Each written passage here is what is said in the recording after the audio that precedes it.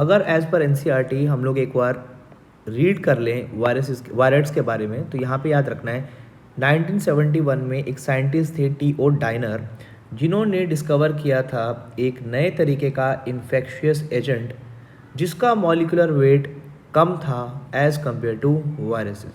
लो molecular weight होता है as compare to viruses, और जो डिजीज़ कॉज कर रहा था पीएसटीडी, पोटैटो स्पिंडल ट्यूबर डिजीज़, इसका नाम था वायरस। दोबारा से कह रहा हूँ, वायरस जो है वो 1971 में डिस्कवर हुआ था। किसने डिस्कवर किया था? टी.ओ. डाइनर ने। क्या बोला था? इनको इन्फेक्शियस एजेंट्स के नाम से जाना जाता है।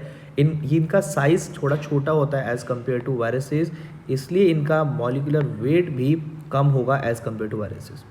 इनके पास फ्री आरएनए होता है, तो we can say single stranded RNA as a genetic material यहाँ पे प्रेजेंट होगा। प्रोटीन कोड इनके अंदर अब्सेंट होगी। अब इसमें से जो सबसे ज़्यादा क्वेश्चन आने के चांसेस होते हैं नीट के अंदर, दैट इज़ पीएसटीडी की फुल फॉर्म, मोस्ट इंपॉर्टेंट। दूसरा most important is free RNA is a genetic material, and the third is protein code is absent. Similarly एक और टाइप के ऑर्गेनिजम्स हैं हमारे पास, they are known as prions. ये जो प्रायोन्स होते हैं, सिंपल याद रख लेना, ये प्लांट के अंदर डिजीज़ नहीं करते हैं ज़्यादातर, they are infectious to animals.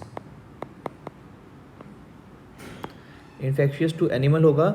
अब दूसरी बात आपको यहाँ पे याद रख लेनी है, ये सिमिलर हो सकते हैं एज कंपेयर टू वायरसेस, मतलब इनका जो साइज होगा that is similar to viruses.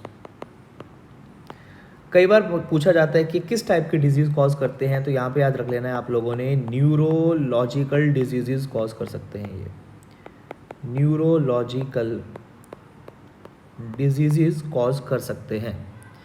चौथी बात, ये जो है इनके पास क्या चीज़ अब्सेंट है, इनके पास जेनेटिक मटेरियल होता ही नहीं बेटा। तो हम लोग कह सकते हैं कि यहाँ पे genetic material will be absent.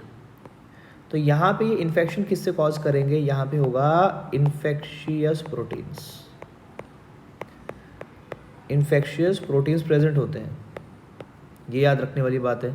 इसके अलावा एनिमल के अंदर कौन कौन सी डिजीज़ कॉज करते हैं, तो इसको एनसीईआरटी ने लिख के रखा है BSE। What is that BSE? Bovine spongiform encephalopathy.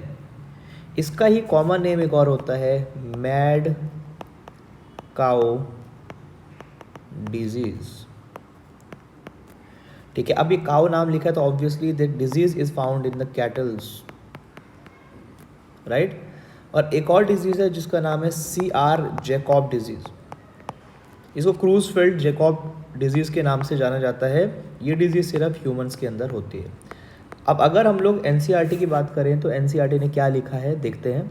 Prions जो है ये न्यूरोलॉजिकल डिजीज़ कॉज करता है। इनके अंदर एबनॉर्मली फोल्डेड प्रोटीन्स होते हैं, मतलब कि जो प्रोटीन्स हैं वही डिजीज़ कॉज करते हैं, जेनेटिक मटेरियल अब्सेंट होता है। सिमिलर होते हैं ये वायरसेस के साइज़ के कंपैरिजन में।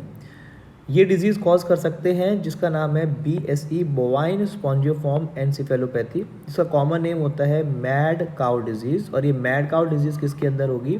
कैटलॉग में, कैटल्स के अंदर।